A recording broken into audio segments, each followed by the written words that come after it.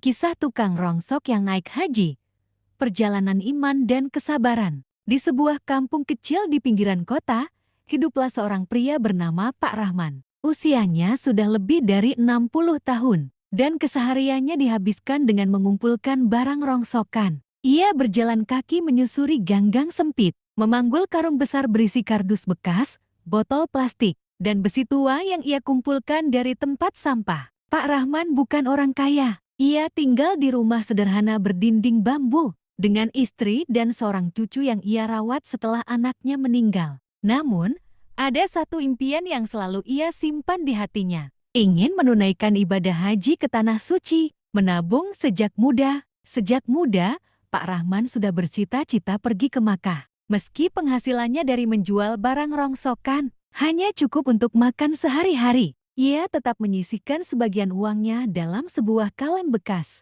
Setiap kali mendapat rezeki lebih, ia tidak membeli hal-hal mewah, melainkan menambah tabungannya. Orang-orang sering meremehkan niatnya. Naik haji itu mahal. "Pak, Bapak kan cuma tukang rongsok. Mana mungkin," kata seorang tetangga. Namun, Pak Rahman hanya tersenyum dan berkata, "Rezeki itu urusan Allah.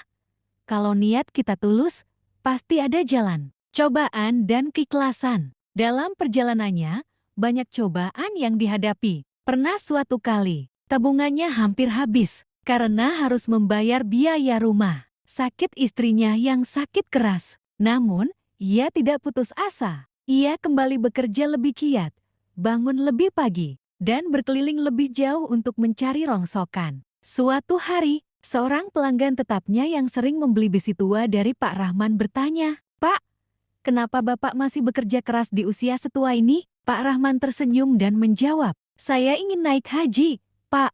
Saya yakin, kalau Allah sudah berkehendak, pasti ada jalan." Keajaiban yang datang. Tak disangka, pelanggan itu terharu dengan ketulusan Pak Rahman. Ia pun membantu dengan menambahkan uang dalam tabungan Pak Rahman sebagai bentuk sedekah. Kabar tentang perjuangan Pak Rahman pun menyebar di kampung, dan banyak orang ikut membantu. Ada yang memberi sumbangan, ada pula yang membantu mengurus administrasi pendaftaran haji. Beberapa tahun kemudian, dengan izin Allah, tabungan Pak Rahman cukup untuk mendaftar haji. Saat mendapat kabar bahwa ia bisa berangkat, air matanya mengalir. "Alhamdulillah, ya Allah, Engkau benar-benar Maha Pemurah," gumamnya sambil bersujud syukur. Berangkat ke Tanah Suci, hari keberangkatan pun tiba. Pak Rahman, yang selama ini hanya mengenakan pakaian lusuh, kini memakai pakaian ihram putih bersih. Dengan penuh haru, ia melangkah ke pesawat,